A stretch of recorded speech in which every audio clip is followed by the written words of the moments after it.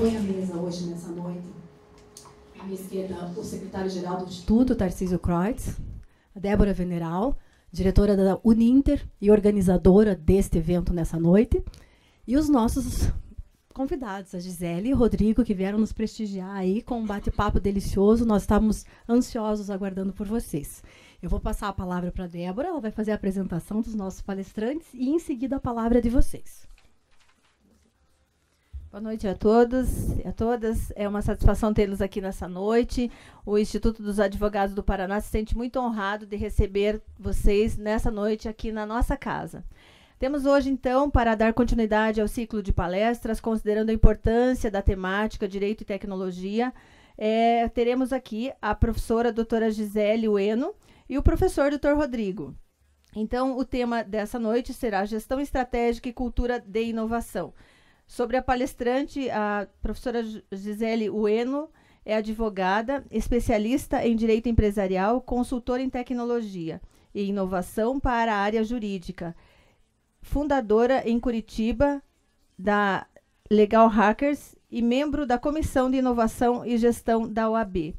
E o tema abordado pelo Dr. Rodrigo será Transformação Digital, o impacto da tecnologia no mundo jurídico. Sobre o palestrante dessa noite, então, Dr. Rodrigo Marques, é advogado, especialista em tecnologia, professor de Direito Empresarial, Direito e Tecnologia e Direito para Startups. São dois colegas que têm andado por aí falando muito dessa nova temática, que é de extrema relevância tanto para os profissionais atuantes nesse momento, como para os nossos futuros colegas advogados. É um mundo novo que se abre, é uma oportunidade, e o IAP vem inovar para começar a discutir essa temática em vários momentos. E esta é a nossa segunda palestra do ciclo que nós estamos proporcionando a toda a comunidade de Curitiba e região metropolitana. Muito obrigada e tenham todos um ótimo evento. Então, nós vamos desfazer a mesa, até para que todos possam ter acesso visual ao que eles apresentarem no telão. Tudo bem? É uma honra também estar aqui no IAP. Gostaria de agradecer em especial o convite da doutora Débora. A gente está muito honrado mesmo de estar aqui e poder falar um pouquinho do que a gente vivencia todos os dias, né? Que é essa área de inovação e um pouco de tecnologia também. Então, eu só vou fazer uma apresentação breve minha, não trouxe nenhum slide, mas a doutora Adriana já comentou, a doutora Débora também. Eu trabalho com inovação hoje, a gente tem uma consultoria que chama High Law, e nós fazemos a parte de inovação para escritórios de advocacia e para departamentos jurídicos. Então, a gente trabalha com a visão e a conversa de tecnologia e inovação para as duas áreas. Então, a gente vai trazer um pouquinho desses temas de cultura de inovação, liderança, engajamento e tecnologia. Eu sempre costumo dizer que a gente não trabalha somente com processos ou pessoas, né? Porque geralmente uma gestão estratégica você foca muito na questão de pessoas, procedimentos e melhorias de processos.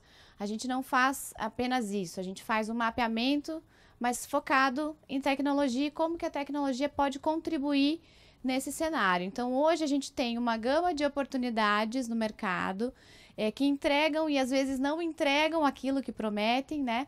Então, a gente sabe que tem muitas ferramentas e a gente tenta auxiliar nesse formato de buscar uma solução adequada para dentro da realidade do departamento jurídico ou do escritório. Por que eu digo dentro da realidade? Porque às vezes o departamento jurídico está muito preparado, né, em termos de pessoas, mas não está preparado em termos de tecnologia, não acompanha os avanços como o restante das empresas. Então, a gente tem uma gestão estratégica um pouco mais alinhada com o corporativo, mas, ao mesmo tempo, não tem esse reflexo em tecnologia dentro do departamento. E assim também dentro do escritório. Então, no escritório também a gente participa de várias reuniões com vários escritórios grandes, a gente sai, às vezes, poxa, eu não imaginava que isso ainda acontecia, né? E, de fato, é um trabalho primoroso, né, de nós advogados, de fazer a gestão de contencioso, a gestão de contratos, às vezes, com árduo trabalho, porque a gente não tem ou não usa ferramentas que já estão disponíveis no mercado. Então, a ideia que a gente faz é de integrar isso e a gente vai mostrar um pouquinho dessa parte de inovação, coisas novas que a gente tem visto e trazido lá de fora, para que vocês possam melhorar o dia a dia, a execução de atividades do advogado mesmo. Então, vamos lá. A cultura de inovação. Quem aqui conhece o termo de inovação aberta? Open Innovation. Assustador. Ninguém. Open Innovation é um termo que a gente usa para falar de inovação aberta, que nasceu em Berkeley, com um professor da área, né, de estratégia. Ele era administrador, criou esse conceito em 2003. E aí a gente começou a pensar em inovação aberta e como ter ganhos com pesquisa e inovação, né, dentro da universidade para o mundo externo. Então, como que as empresas poderiam contratar a inovação e como que as empresas poderiam lucrar com a inovação. Porque a gente fala em pesquisa, a gente fala em inovação, mas você não consegue enxergar, não é tão palpável quanto outras coisas. Então, o que foi criado esse conceito? Inovação aberta é você buscar, fora da sua realidade do dia a dia, insights para que possa melhorar a sua atividade. Então, assim, eles buscavam vender a parte de pesquisa e inovação, né? Para quem trabalha com universidade sabe muito bem essa realidade do estrito senso, essa dificuldade que a gente tem de trabalhar e de mensurar ganhos com propriedade intelectual, com patentes e tudo mais. Então, eles usaram essa mesma didática para poder trazer esses conceitos para as empresas, para que elas possam ser mais estratégicas, mais lucrativas, usando questão de inovação aberta. Então, isso nasceu em Berkeley e aí, em 2003 começou a ser disseminado com um livro. E aí a gente fala muito de Open Innovation hoje. Eu participo de um grupo chamado Open Innovation Jurídico, de São Paulo. A gente está trazendo alguns eventos para Curitiba. Então, a ideia é de disseminar mesmo a inovação como um processo natural do advogado também. E não, assim, o processo de inovação é só a pesquisa. Ou o processo de inovação está no estrito senso, ou de quem faz doutorado. E não, na verdade, o advogado ele pode usar vários insights de inovação dentro das atividades do dia a dia. Então, é isso que prega, né, a parte de inovação aberta. Então, por isso que... Pode voltar ali um pouquinho. Então, a gente trabalha... A cultura de inovação, então, ela vem da inovação aberta, vem de vários conceitos de tecnologia também. E eu descolei um pouquinho a tecnologia, porque a tecnologia é um meio. A gente sempre fala que ela não é um fim, né? Então, você pode ter o melhor software se você não... tiver o engajamento das pessoas, se você não tiver o papel da liderança envolvido nessa transformação digital, você não adianta ter a melhor tecnologia. Ela é super importante, de extrema importância, mas ela é um meio. Então, a gente tem que aprender a usá-la, né, para conseguir chegar no caminho de inovar efetivamente. Agora sim. Bom, e legal design também, alguém já ouviu falar?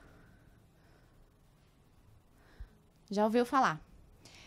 Legal design também é um conceito americano, nasceu em Stanford, também uma universidade californiana, e a gente prega o uso do design thinking, que é uma metodologia, para solucionar problemas da área jurídica, por isso que é legal design. E a gente vem disseminando muito esse conceito, e logo vocês vão ver, em poucos meses, muita gente falando de legal design.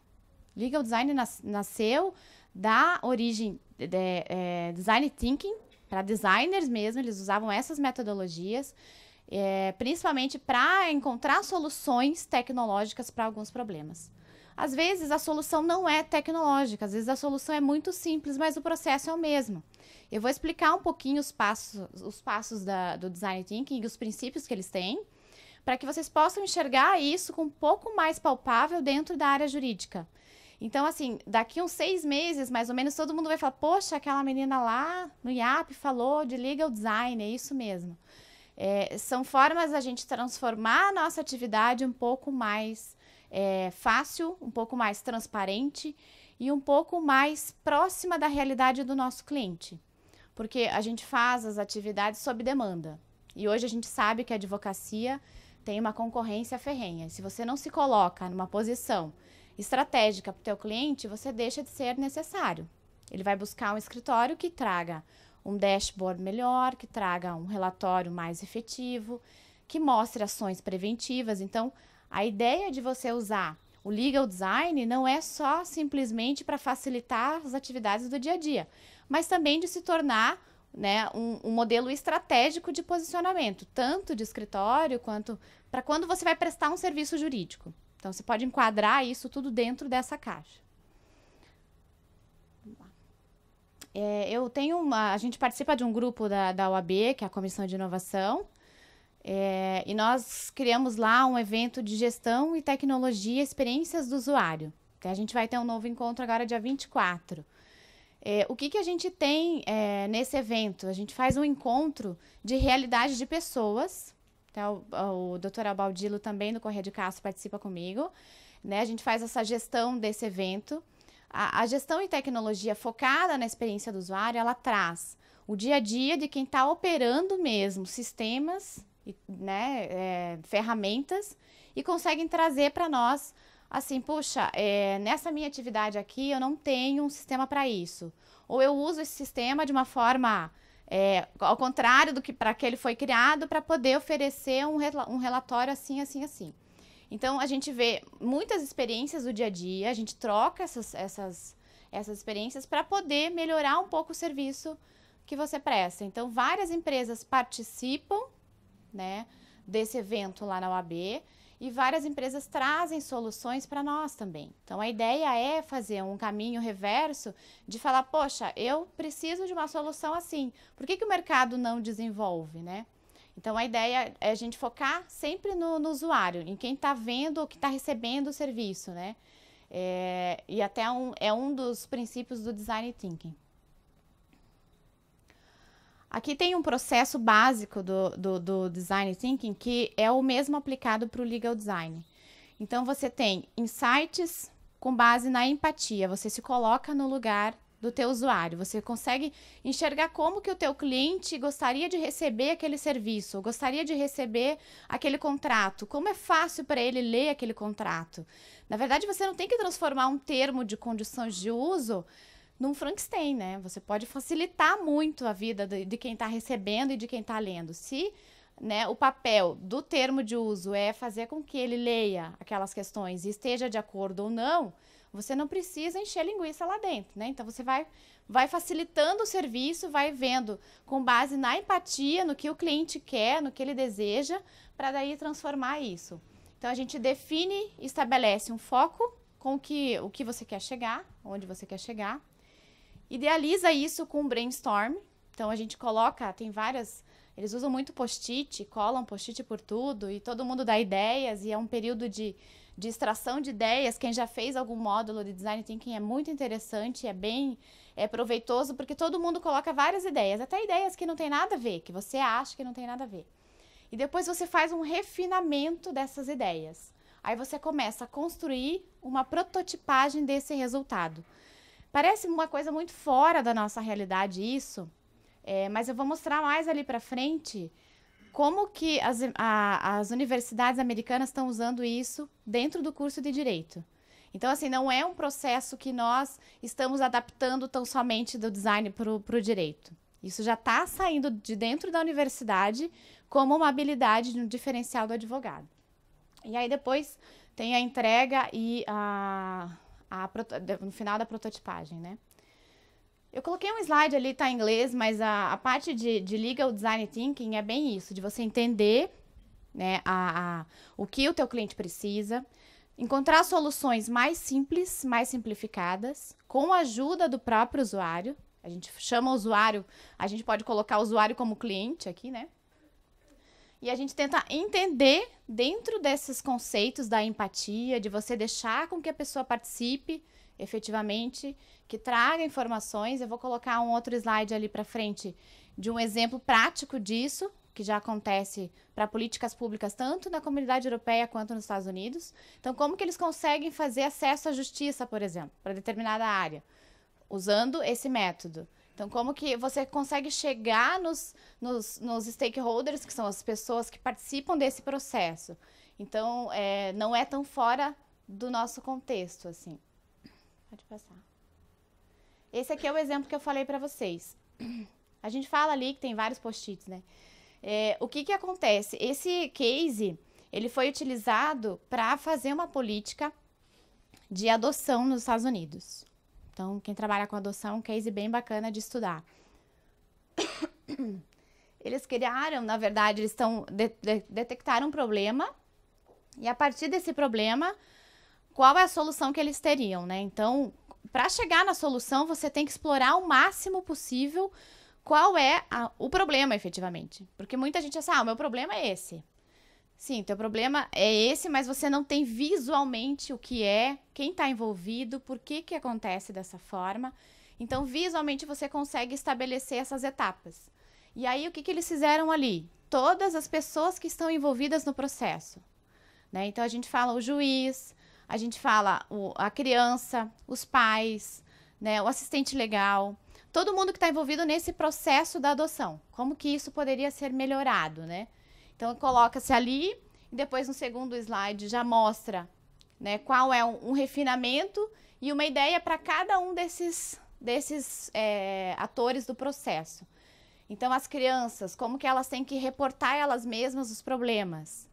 Então, eles criam um método simples, talvez aí não baseado na tecnologia, mas um método simples de você extrair da criança a informação que você precisa, que o juiz precisa para poder direcionar um processo de adoção, por exemplo. Então, aqui eles fazem isso, todo mundo que participa, todo mundo que está envolvido no processo, né? Então, quem sofre com isso? Lá na vara da infância, eles vão pegar todos os envolvidos e vão fazer esse processo até chegar na melhor solução. E aqui é um exemplo de contrato. Na verdade, assim, a parte contratual, que é uma verdadeira paixão minha, pessoal, assim, como que você faz para otimizar contratações, né? Tem empresas corporativas que gastam muito tempo com volumes de contratos e não utilizam minutas padrões, por exemplo. Né? Então, a gente consegue identificar, utilizando essas metodologias mais ágeis, como o Legal Design, pontos principais e comuns dessas pessoas. Então, se você colocar isso de uma forma visual, você consegue padronizar várias coisas que acontecem repetitivas. Então, tudo que é repetitivo, você consegue padronizar e você consegue ou utilizar uma tecnologia para fazer e liberar teu tempo para outras coisas mais importantes, que é essa a ideia, né? Ou então você faz um método para que você identifique, como nesse caso. Isso aqui é por trás de um software de contratos.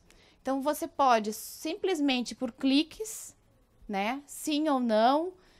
Se você responde sim, ele vai para uma outra caixa. Se você responde não, ele vai para uma outra. E ele vai criando uma inteligência super simples por trás daquilo ali, que você gera um contrato com apenas os cliques. Então, você não precisa mais demandar nada para o teu departamento jurídico, por exemplo. E até, na verdade, tem a gente fala, né, que o advogado não vai perder o emprego por causa da tecnologia. Mas imagine só que nos Estados Unidos eles fazem propaganda da LegalZoom. Alguém já ouviu falar da LegalZoom? A LegalZoom tem 14 mil, se eu não me engano, ou 40 mil. Acho que é 40 mil advogados vinculados. 40 mil, né? Vinculados nessa plataforma da LegalZoom. E qualquer problema jurídico que você tenha, você pode usar uma plataforma para resolver teu problema jurídico. Então, assim, lógico que existe uma complexidade que somente um advogado vai poder, de fato, atuar na causa. Mas tem várias coisas simples que eles já fazem por ali. Poxa, eu preciso notificar fulano porque não me pagou. Ou eu preciso fazer um divórcio, que é um processo padrão. Então, tem várias coisas que eles já conseguem fazer, pagando um preço muito barato, né? E que fica vinculado. Se você precisar de uma assessoria jurídica decorrente daquela demanda, aí esses 40 mil advogados que estão em rede vão te oferecer um serviço. Então, a tendência, né, a gente tem ainda uma proteção em termos de regulação da nossa profissão, para que a gente não prostitua o mercado, né? Então, a gente, de fato, tenta proteger isso. Mas, assim, a gente está com 1.100.000 advogados no Brasil. A gente está com 2 milhões de estudantes de direito que vão se formar em 2, 3 anos. Daqui a pouco a gente está com 4 milhões de advogados no Brasil. Um número quase 3 vezes maior do que nos Estados Unidos, que a população é maior que a nossa. Então, assim, com certeza a gente vai receber tecnologias, e já está recebendo, que vai facilitar esse tipo de processo. Facilitar a emissão de um contrato. Então, como que você, advogado, vai ser mais estratégico? Como que você vai ser mais funcional para o teu cliente? Se no meio de tudo isso, você consegue entrar numa plataforma e resolver teu problema. Você não precisa mais de um advogado. Então, para coisas simples e coisas repetitivas, de fato, a advocacia deixa de existir aos poucos, né? As próprias soluções vão promover isso. Mas os problemas mais graves decorrentes disso, as ações preventivas e isso tudo não vai sair da cabeça de quem estuda para isso, né? Então, a gente tenta melhorar os processos, no modo geral, aplicando tecnologias para que libere o advogado com tempo para pensar em questões mais estratégicas, né? Mais inteligentes. Então, a gente vê muita solução assim, solução de inteligência artificial, o Rodrigo vai falar um pouco sobre isso. A gente vê no mínimo detalhe, a gente consegue extrair no mínimo detalhe informações de decisões, por que não for, né? Quais são as decisões que têm emendas, né, de inicial, qual que é o volume, por vara, por... Então, assim, muito no detalhe, a gente já tem isso aqui no Brasil. Então, muitas vezes o que a gente já faz, se você faz muito, uma mesma peça, pode ter certeza que você vai deixar de fazer. Então, assim, são modelos e exemplos que a gente quer trazer de coisas novas que vocês possam utilizar, né, futuramente no exercício da advocacia. Aqui é o modelo que eles adotaram, um legal design, para facilitar um pouco termos e condições normais ali de algum contrato. Então, assim, pensa, a gente faz muito isso, né? Contrato bicolunado, Então, assim, a complexidade de contratos, ela passa a ser um pouco mais simplificada se você conseguir reduzir os termos, e a gente consegue fazer isso, né? Sem ser tão repetitivo e melhorar visualmente para quem está lendo isso. Existem até um conceito chamado playbook, que você usa gráficos, desenhos, para poder mostrar isso dentro dos contratos. Então, você não precisa mais fazer o contrato. Se o fulano entregar dia tal, tanto volume, com tanto valor. Você pode fazer um desenho, um bonequinho, com uma flechinha. Lógico, a gente não usa isso na advocacia, mas você pode cada vez mais usar para facilitar. Se você está fazendo um termo que vai para a internet, por exemplo, né? Quem está lendo o teu termo não é outro advogado. É o teu usuário que está acostumado a fazer 2 cliques no celular. Então, assim, ele não vai parar para ficar lendo 10 parágrafos. Se você colocar um desenho e ele conseguir captar o que é aquilo, ele vai dar um ok, sim ou não. Então, às vezes, o teu cliente é uma empresa de software, desenvolve software. Ela vai querer que o usuário dela não se sinta pressionado que tem que ler aqueles documentos, né? Então, para qualquer outra coisa. Então, como você facilita a vida das pessoas usando esse tipo de situação? Isso aqui é um bem básico que a gente já faz e tenta melhorar, na verdade, né? Aqui é a relação de universidades nos Estados Unidos, que já está implantando legal design e inovação dentro dos cursos. Eu tive recentemente em Nova York palestrando sobre um evento chamado Legal Hacker Summit. Era um evento que tinha, assim, 80 pessoas de países distintos que levam esse movimento para fora do país. E é um movimento muito sério, é voluntário, eu não ganhei nada para estar lá. É um movimento muito sério e eles trazem de dentro das universidades insights para melhoria da justiça como um todo. Eles até focam muito mais no acesso à justiça, no sistema legal como um todo, do que somente em questões privadas do nosso dia a dia de advogado. Então, para você ter uma ideia, Columbia, fica lá em Nova York, o MIT, Stanford, Harvard, não somos nós que estamos, né, disseminando esses conceitos, são as universidades que ditam tendências mundiais, né? Que desenvolvem as melhores tecnologias do mundo. Então, assim, a gente está fazendo um paradigma para poder trazer para o Brasil um pouquinho dessa realidade, que lá fora é muito mais natural. Então, o aluno já sai do curso de Direito com questões de empreendedorismo, né, muito mais facilitadas dentro do próprio curso, já consegue colocar a tecnologia como um meio de solução de conflitos para os clientes. Então, assim, a visão já é muito mais natural. Então, todas essas universidades estão relacionadas no Bar Association lá, que é a OAB nossa aqui, e eles mostram qual que é a importância de você trabalhar a inovação dentro dos cursos. Tá aqui a Débora, que a gente já conversou um pouco sobre isso. e outras instituições aqui de Curitiba um pouco mais antenadas para esse mercado, mas lá isso já está sendo feito muito natural. E aí, um pouquinho só para vocês, até usando um pouco essa minha experiência de corporativo, para a gente falar de estrutura organizacional, não entrando na questão somente de estrutura hierárquica ou matricial, mas no propósito de você fazer todas essas inovações, mas dentro da tua gestão. Então, como que um gestor, né, com uma equipe que tem lá os contratos para fazer, como que ele pode olhar essa questão mais estratégica? Como que ele pode fazer isso? Então, hoje, a gente não tem mais estruturas tão claras e hierárquicas como existia antigamente. Então, essa relação matricial, que a gente vê que não depende somente de uma pessoa, e sim de um time, de uma cadeia de pessoas, ou uma cadeia de processos, se um falha lá, o outro tem que falhar aqui, o outro tem que resolver. Então, isso tudo, você tem que pensar que existem as tecnologias a favor da gestão, né?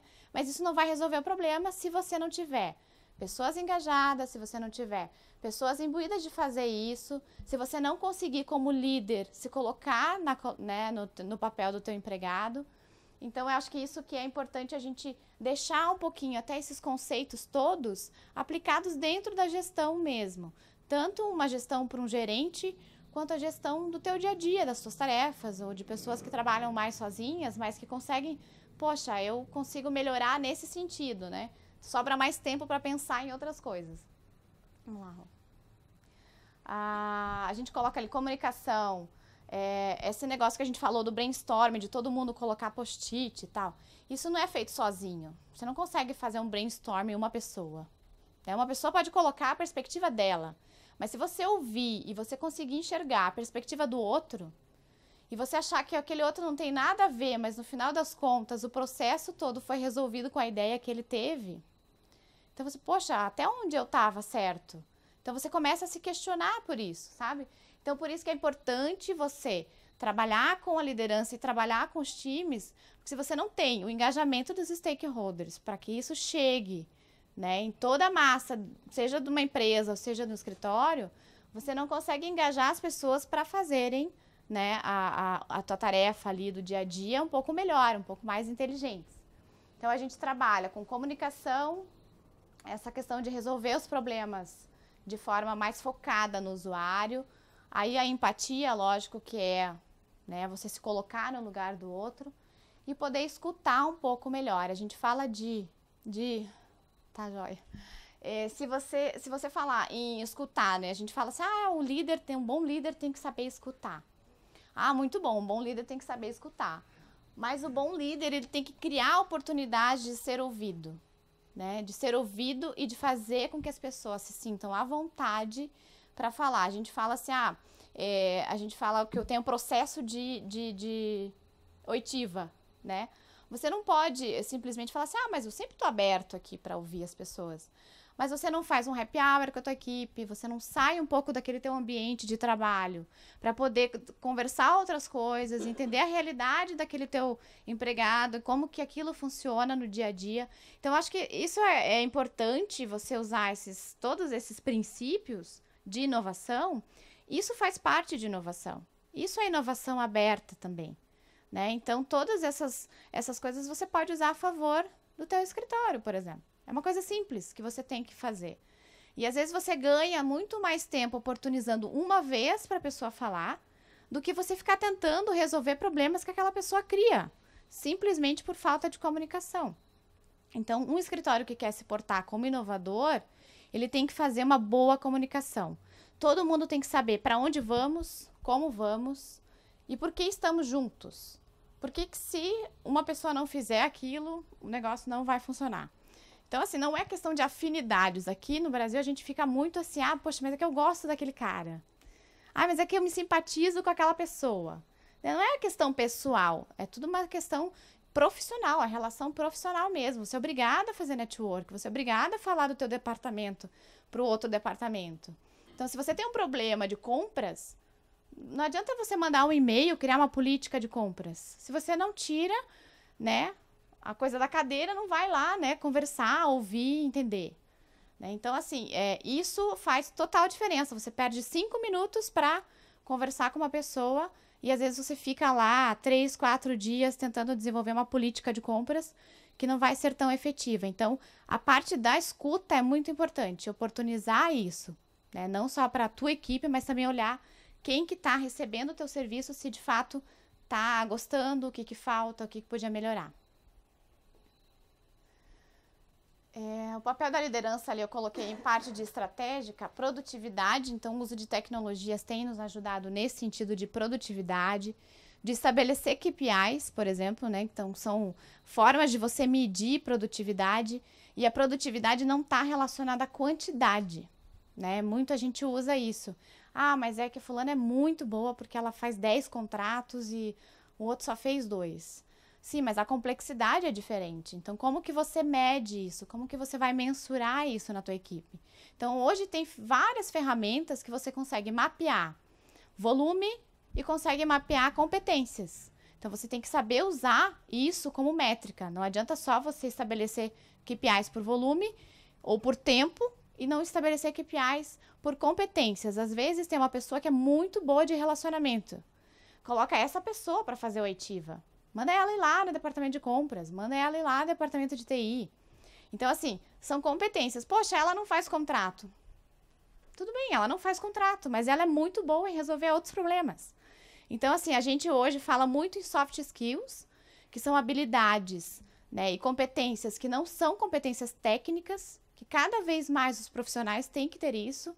Então, a gente vê as escolas nascendo, né, são escolas nada tradicionais, que trabalham com inteligência emocional, por exemplo, competências de empreendedorismo, habilidade de tratamento com outras pessoas.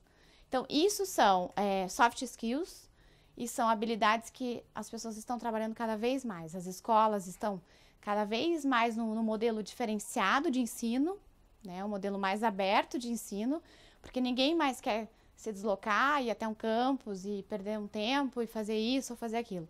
As pessoas estão tentando achar outros meios de ensinar.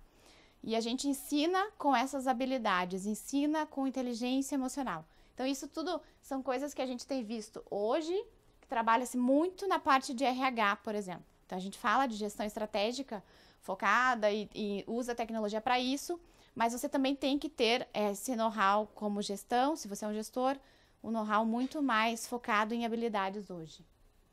A questão da escuta, já coloquei, a comunicação, que é bem importante. Então, se você está fazendo um processo interno de inovação para o teu escritório, você tem que usar isso a teu favor, colocando para que todo mundo esteja na mesma página. Então, se você vai engajar todo mundo, tem que ser o estagiário, tem que ser o coordenador, tem que ser o gerente, tem que ser todo mundo.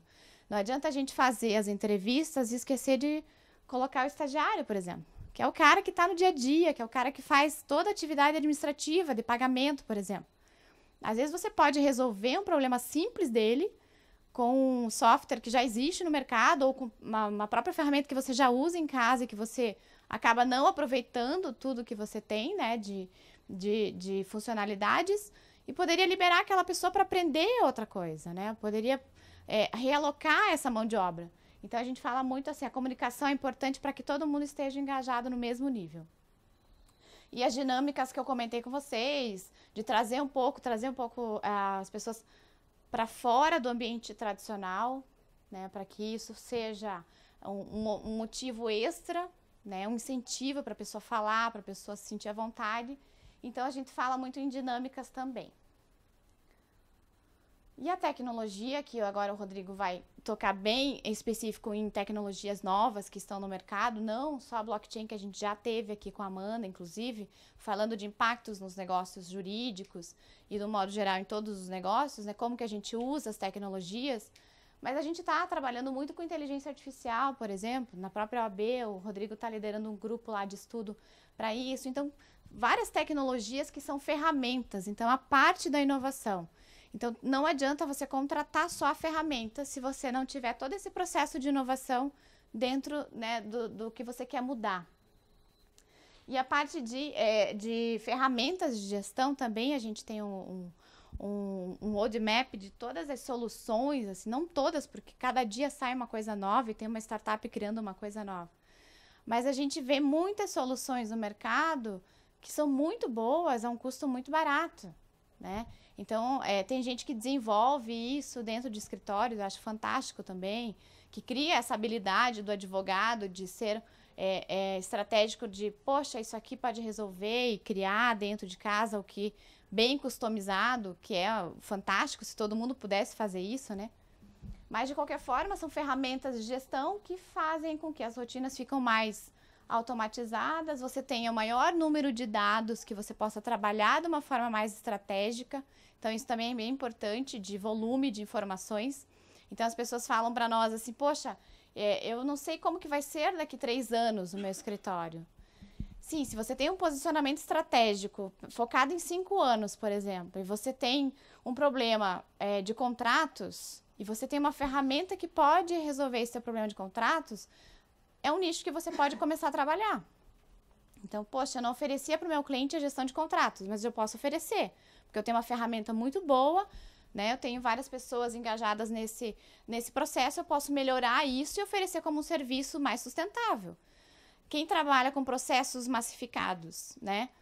Então, poxa, como que você faz uma petição hoje? Como que é o protocolo disso?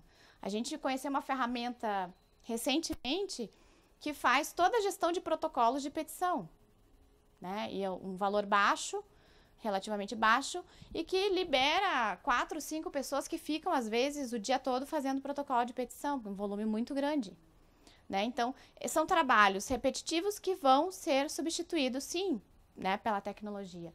Então, essas são ferramentas de gestão, que a gente não vai falar de ferramentas propriamente ditas, mas a gente vai falar de dados, de você ter volume, de você poder aproveitar isso melhor, fazer ações preventivas para o escritório, apresentar isso como diferencial para o cliente.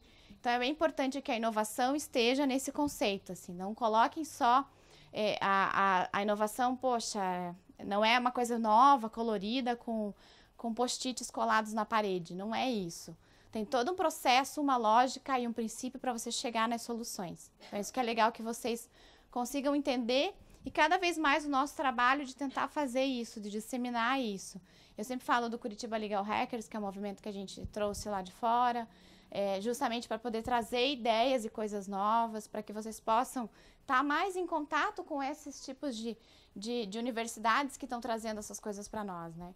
Então, a gente vai buscar na fonte mesmo, assim, né? E eu queria colocar mais uma outra questão, que daquela lista de universidades, tem 2 que ficam no Vale do Silício. Não sei se alguém já foi para lá, mas a inovação lá ela é muito natural, porque existe uma diversidade de pessoas do mundo todo buscando soluções de tecnologia. Por isso que lá é um hub de inovação, né? Então, a gente criou um programa das pessoas irem lá, fazer um bootcamp, ficar 2 semanas e focadas num plano de ação bem específico. Porque a gente acredita que a inovação é fator transformador, né, da parte digital, e não somente você colocar a tecnologia descolada desse conceito todo, né? Então, acho que todos esses princípios são extremamente relevantes e é isso que a gente queria deixar aqui para vocês, pelo menos da minha parte. Obrigada.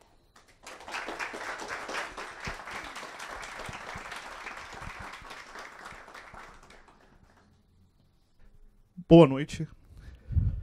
É um grande prazer, é uma honra estar aqui com todos vocês.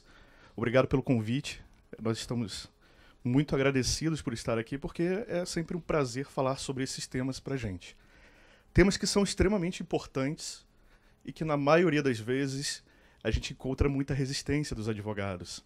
Eu falo isso com muita tranquilidade por ser advogado também, mas por também ter sido TI antes de ser advogado.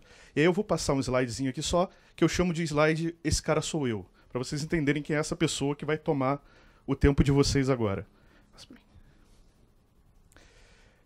Então, eu sou advogado, especialista em tecnologia, mas eu também tenho uma formação de TI 10 anos antes de ter me formado em Direito. Eu trabalhei muito com essa parte de tecnologia antes de começar no Direito. E quando eu migrei para a parte do Direito, eu levei esse espírito junto comigo e nunca consegui entender muito bem algumas coisas dentro do Direito que eram feitas de uma forma extremamente mecânica. E a gente vai entender, e eu não, por favor, não estou dizendo que tem trabalho melhor ou pior, mas a gente vai entender que, assim, é bom que a máquina substitua trabalhos mecânicos. É extremamente útil para a gente que estas máquinas que estão chegando, e máquinas lato sensu, e podem entender como programas também, substituam esses trabalhos mecânicos. Porque ninguém fica 5 anos na faculdade para perder o dia inteiro procurando jurisprudência, que é um saco. Alguém gosta de fazer isso? Se alguém gostar, levanta a mãozinha, vamos tirar uma selfie. Tá? Para eu guardar essa lembrança. Então, ninguém gosta de fazer isso. Ninguém gosta também de perder horas protocolando petição. A Gia acabou de falar isso agora. É bom que seja assim. Porque aí sim, empodera o advogado. Faz com que nós percamos ou ganhamos tempo fazendo o que nós somos bons. Que é pensando, que é elaborando petições, elaborando teses, fazendo audiências, criando diferenciais para os nossos clientes. Isso sim, é para que a gente precisa fazer. Além disso, eu me meti também a fazer a parte de educação do sistema, do que a gente chama de ecossistema. Estou junto com a Gi nessa iniciativa do Curitiba Legal Hackers. Dou aula para tudo que é canto aí, palestra para tudo que é canto do país, tentando fazer o pessoal entender um pouco mais que é bom a tecnologia estar junto com o direito nesse momento. Até porque, eu vou dizer um negócio para vocês, tecnologia não pede licença. Ela pode até pedir desculpas, mas jamais vai pedir licença. Então, ou você está ao lado, ou você é atropelado. Simples assim. Alguém já viu algum movimento, alguma tentativa de barrar a tecnologia funcionar? Se vocês já viram, vamos conversar sobre isso. Porque eu nunca vi. O que ela acontece é que ela pode não ir reto. Ela faz um desvio, mas ela chega lá. Ela transforma. Até porque uma vez que seja transformado, nunca mais a gente volta atrás. Vou dar um exemplo para vocês do que eu estou falando. Alguém curte hoje ir na videolocadora alugar um DVD para assistir? Né? Eu acho que nem tem mais, né? Esse é um problema. Por quê? Porque virou a chavezinha. A gente curte hoje o Netflix, que é o streaming. Está lá. Está disponível. Ou você tem isso dentro da sua televisão, ou você tem isso no seu celular, no seu tablet, no seu computador. Você tem disponibilidade imediata. Alguém curte hoje ir comprar um CD para escutar uma música? Como era antigamente, que às vezes a gente queria ouvir uma música que estava no meio do CD, era a faixa 12. Aí eu tinha que ouvir 11 faixas que eu não queria e jogar as outras 9 pro lixo, porque eu queria só 12. Ninguém quer hoje isso. Você vai no Spotify e pega aquela música que você quer, porque ela faz sentido para você. E assim a gente está desmaterializando a sociedade. E a gente está fazendo isso com tanta rapidez e com tanta efetividade que a gente está fazendo isso com carros. Nós temos o Uber hoje, o Cabify, o 99, etc. da vida. Estamos fazendo isso com hotéis. Temos o Airbnb. Eu não preciso mais necessariamente ir para uma rede de hotel. Eu posso me conectar diretamente com quem tem a disponibilidade de um imóvel e alugar aquele imóvel por um determinado tempo, por um determinado valor pré-combinado. Estamos fazendo isso com moeda corrente. Estamos falando hoje de bitcoins. Você pode não gostar, mas você não sai ileso dessa discussão. Ela está aí. E nós, como advogados, em algum momento vamos cruzar com isso, seja por um cliente chegando e falando, e aí, eu posso comprar um carro em Bitcoin? Quero comprar a minha casa em Bitcoin. Melhor, eu quero integralizar o capital da minha empresa em Bitcoin. Posso? E aí vai ter muita gente que vai fazer assim, né? Como? É para quê? Blockchain. Blockchain dói meu ouvido. Mas, enfim, isso tudo, pessoal, é para mostrar para vocês que as discussões já chegaram. E eu acho muito interessante quando eu ouço as pessoas falando, mas o mundo está mudando. Mas o mundo já mudou. Alguém tem dúvida disso? Alguém acha que a gente ainda está mudando? Sim, estamos, mas já mudamos muito. E vamos continuar mudando para sempre, porque a tecnologia, ela não é tudo. Ela não é uma panaceia, mas ela é fundamental, porque ela transforma todos os modelos de negócio que existem. E aí eu vou passar para vocês agora, meu amigo lá da câmera, abre o somzinho que eu vou passar aquele vídeo esperto. Vou passar um vídeo para vocês entenderem o que eu estou falando de impacto da tecnologia. Vou roubar só 5 minutinhos de vocês.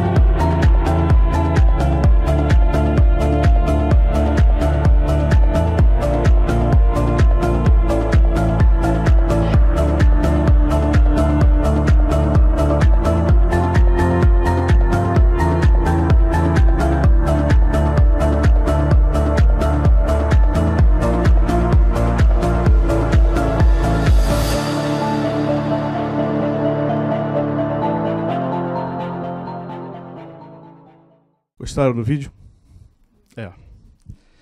Tomara, de verdade, que as máquinas sejam muito mais produtivas do que a gente. Sabe por quê? A tecnologia é poder. Ela vai chegar. Ela já chegou.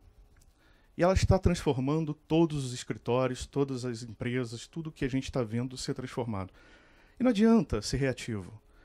Até também não adianta achar que vai acontecer. Volta só uns 2 slides para trás. Volta, por favor. Mais um. Não adianta achar que a gente vai ser isso. A gente não vai ser robôs, tá? E também não serão robôs os próximos advogados, muito menos esse cara aqui. Ok? Na verdade, o que acontece é o seguinte: muita gente resiste à mudança, resiste à tecnologia. E fala assim, isso é um absurdo. Vai acabar com os advogados. Vamos proibir a inteligência artificial porque ela vai acabar com os advogados. Será que as máquinas de escrever, ao saírem e entrarem nos computadores, acabaram com os advogados? Não.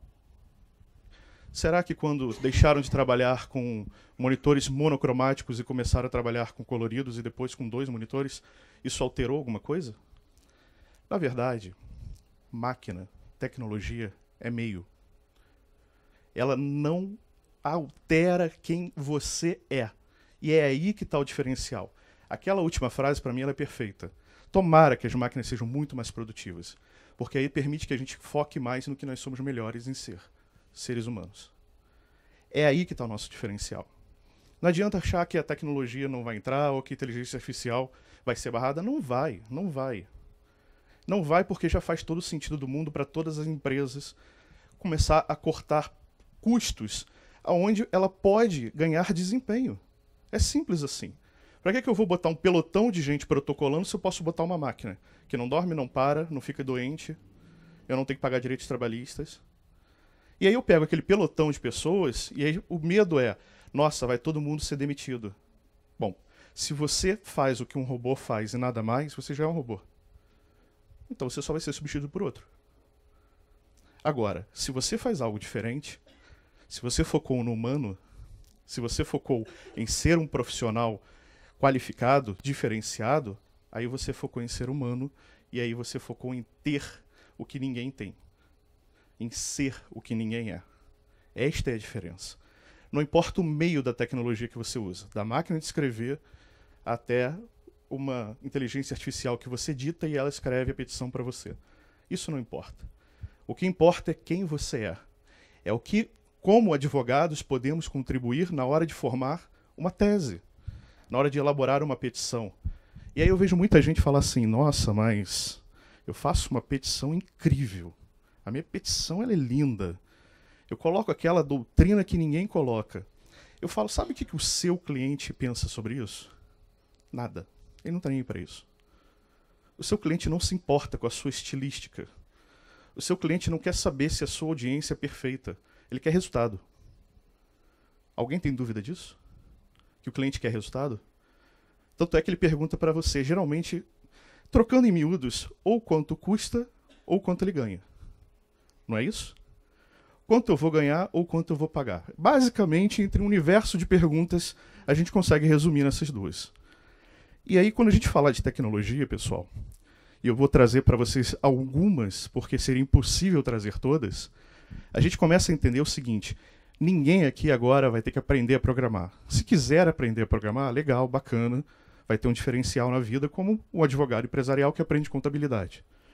Como o advogado de família que aprende técnicas de psicologia para lidar melhor com seus clientes. Diferenciais.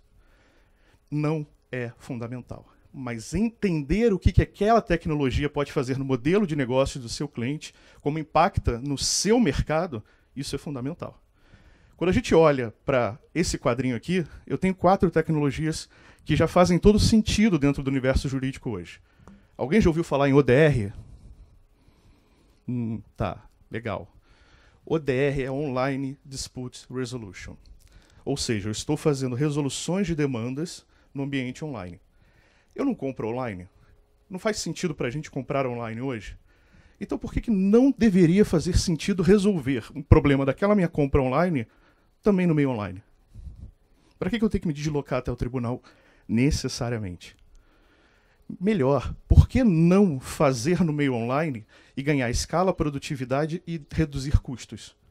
Porque sabemos que hoje em dia o judiciário é uma máquina cara. E muito. 1,3% do nosso PIB é gasto somente com o poder judiciário. Só para manter a estrutura do judiciário. 1,3% do PIB é muito dinheiro, gente. É muita grana.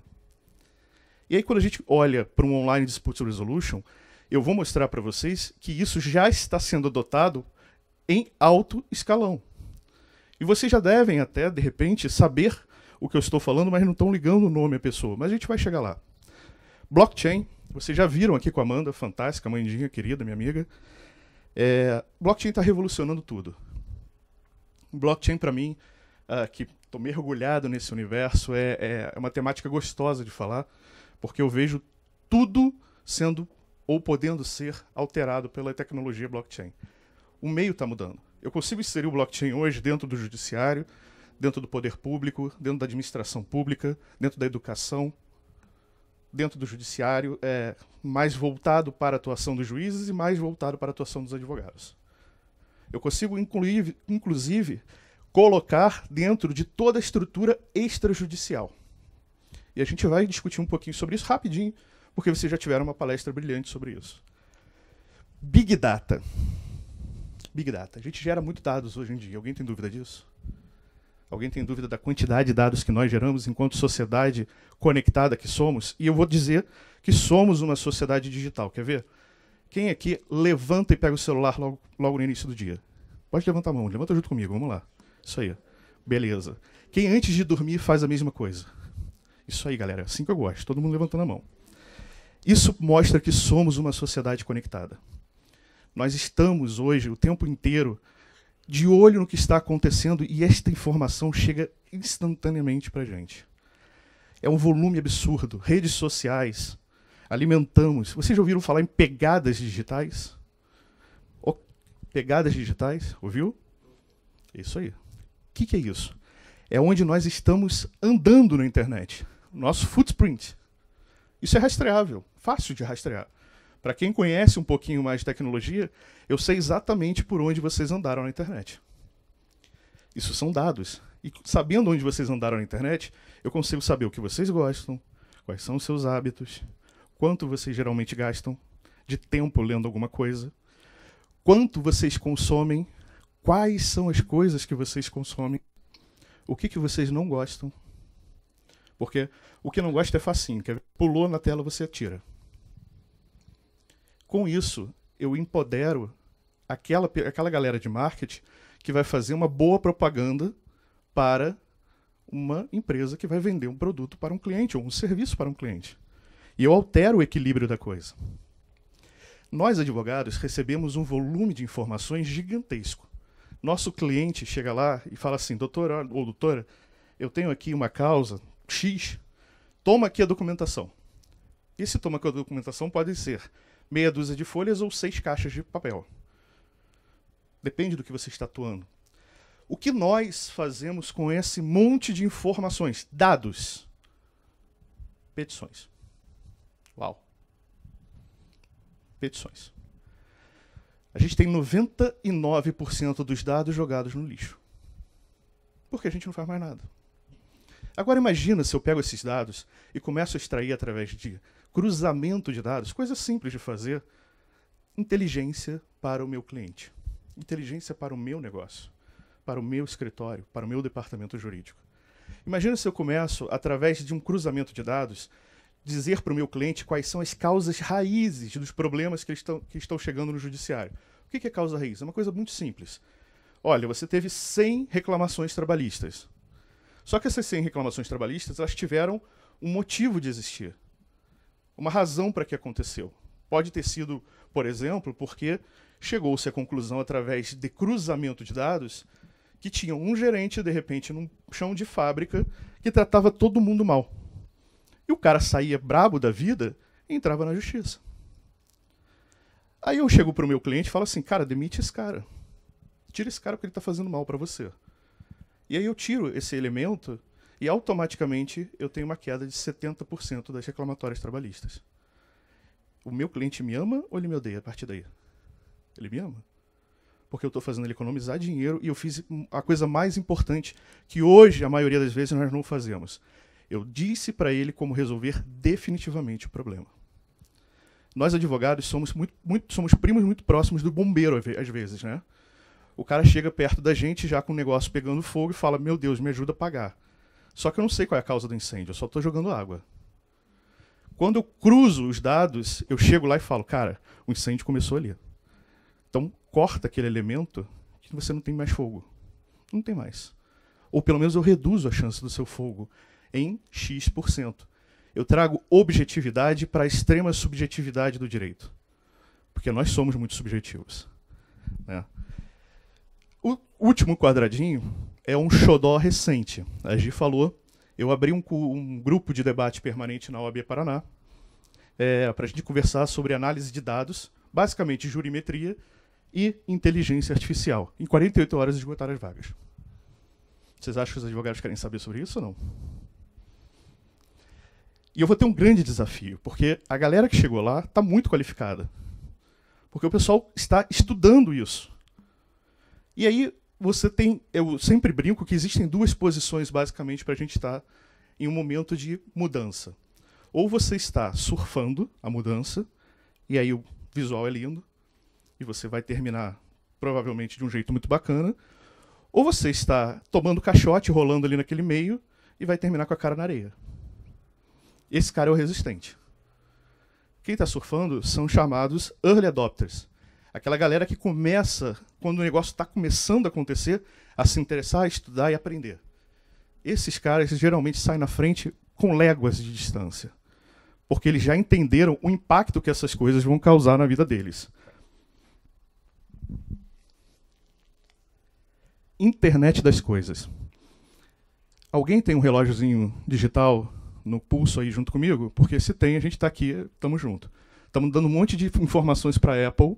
Isso aqui é uma internet das coisas. Agora eu vou fazer uma pergunta muito difícil que eu acho que ninguém vai ter. Alguém tem um celular no bolso aí? Né?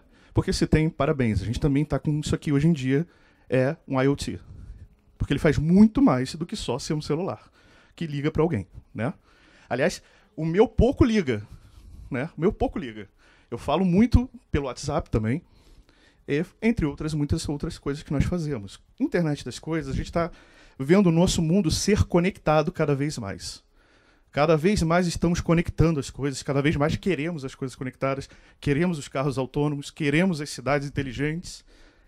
Só que isso são dados. Isso demanda infraestrutura. Isso traz tantas implicações legais que eu montei, e eu tive um desafio muito legal, que eu tive o prazer, a honra de ter pessoas empenhadas lá, desempenhando uma pesquisa séria. A gente montou no semestre passado um grupo de discussão sobre internet das coisas e os aspectos legais sobre isso.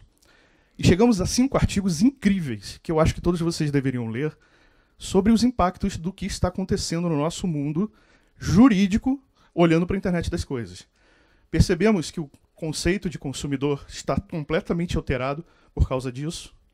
Percebemos que o conceito de impacto nas cidades está completamente alterado por causa disso, e aí você muda a política pública, você muda toda a sistemática de passar as verbas e começar a definir como que a cidade vai se reformatar a partir dali. Conversamos sobre o que agora acabou de virar lei, que é a questão da privacidade e da proteção dos dados pessoais. Acabamos de ter a edição da LGPD, né, Lei Geral de Proteção de Dados. Então, isso aqui é um mundo, é um oceano de situações jurídicas que tem que ser discutidas. Aliás, tudo isso que a gente está discutindo, não importa se você é um novo advogado, se você já é um advogado consolidado, se você tem muito tempo. Isso aqui é oportunidade. Tudo isso aqui é oportunidade de negócios. Oportunidade para mudar o negócio de vocês. Bitcoin. Bitcoin eu não vou nem falar muito porque, né, a gente está vendo aí que a lógica está se alterando brutalmente com bitcoins. A gente está vendo a coisa mudar cada vez mais. Realidade virtual ou realidade aumentada. Isso está tão presente hoje que existem faculdades que já estão usando isso nos seus cursos, inclusive no curso de medicina. Em vez de ter que ter necessariamente um corpo, você tem um óculos e a pessoa, o estudante de medicina, usa aquilo. Treinamento do pessoal que está fazendo segurança do trabalho. Em vez de você botar o cara lá dentro do chão da fábrica para treiná-lo no que pode, no que não pode, e ele já correndo o risco de fazer uma besteira e sofrer um acidente, você treina ele no ambiente com realidade virtual, que é exatamente o mesmo ambiente da fábrica, só que ele está numa sala, onde ele não vai ter nenhum risco, e depois que esse cara está treinado, depois que esse cara está certificado, você põe ele na fábrica. Eu diminuí muito o índice de acidentes de trabalho. Isso que eu estou falando para vocês não é... Nada disso que eu estou falando para vocês é futuro. Tudo isso já existe. Esse da segurança do trabalho, inclusive, está ali na FINEP, na FIEP. Se vocês quiserem dar uma olhada lá, tem uma empresa incubada com essa solução incrível, vale a pena conhecer. Temos também, por fim, a impressora 3D. Impressora 3D, ela muda a regra do jogo. Vou dar um exemplo para vocês. Hoje a gente compra roupa. Existe toda uma indústria sobre isso. Toda uma cadeia de produtores, uma cadeia de distribuidores, uma cadeia de lojistas, uma cadeia de inclusive, moda. Só que com a impressora 3D, eu não compro mais roupa. Eu imprimo minha roupa. Com a impressora 3D, eu imprimo órgãos. Ontem nós estávamos voltando de viagem e durante um pedaço que nós estávamos, passou uma ambulância num engarrafamento monstruoso que era de transporte de órgãos. Eu falei, cara, olha que absurdo. A gente sabe que órgãos têm uma janela muito pequenininha para ser descartado e acabar com a chance daquela pessoa receber aquele órgão. E estava num engarrafamento, o carro não voa ainda. E aí não tem muito o que fazer, né? Ele tem que tentar, joga para cá, a galera joga para lá e vamos ver se o cara passa. Só que eu posso imprimir esse órgão. E já houve essa impressão de órgão, por acaso, e não só por acaso, eu botei essa foto ali, foi de um coração. E esse transplante foi bacana e foi sem problemas. Sabe por quê? Porque a matéria é um pedacinho da pessoa. A matéria-prima dessa impressão vem do tecido genético da pessoa que vai receber aquele órgão. Qual é o índice de rejeição? 0. Porque foi gerado a partir da própria pessoa. Então não tem rejeição. Com isso, eu mudo muitas questões de direito médico? Certamente. Tudo que a gente falar de tecnologia tem impacto necessário e direto no universo jurídico. Porque a gente precisa de regulação. Porque a gente precisa entender como a coisa funciona. Porque a gente precisa entender qual é o impacto daquela tecnologia naquele negócio e no seu cliente. Seja ele um consumidor, seja ele um lojista, seja ele um empresário, seja ele o poder público. Quando a gente fala de blockchain, a gente fala, por exemplo, de uma das grandes aplicações ser utilizada em licitações. Quem mexe com licitações vai saber o quão útil pode ser algo que não pode ser alterado, que não pode ser modificado, que é 100% auditável em qualquer lugar e a qualquer hora, que tem um custo marginal. Quem mexe com direito imobiliário, e eu recebi um convite e fiquei muito honrado e feliz de aceitá-lo, da Comissão de Direito Imobiliário da OAB, e eu vou palestrar sobre isso num congresso que vai ter no final do ano. O impacto do blockchain no direito imobiliário, por exemplo, é tamanho que a gente pode entender que hoje o que se gasta em cartório com autenticações, reconhecimento de firmas, etc., não vai ser mais gasto, porque eu vou fazer isso uma vez. Uma vez que eu inseri aquele documento no blockchain, eu nunca mais preciso autenticá-lo ou validá-lo, porque ele já está autenticado e validado imediatamente. Isso tem impacto real na nossa área. Passa para mim, por favor. Isso daí não são tecnologias. Isso são modelos de negócios. O nosso cliente está se alterando tão rápido que a tecnologia muda o modelo de negócio dele. O cara, por exemplo, que hoje trabalha com marketplace, é o lojista, é o Uber, é o Ponto Frio, é a Amazon. Todos esses caras não têm mais estoque. Todos esses caras hoje são marketplace. Ou seja, eles são um lugar onde eles fazem conexões entre quem tem o estoque e quem quer comprar. Eu ganho um pedacinho disso. E aí chega esse cara para você e fala, doutora, eu estou com esse modelo de negócios aqui, eu preciso do seu conselho jurídico. Se você não entende como a tecnologia fez chegar aquele modelo de negócio, você não consegue dar um bom conselho jurídico para ele. Software as a Service, o SaaS. Hoje não faz mais sentido, e cada vez mais está sendo assim, necessariamente eu comprar. Eu só preciso usar.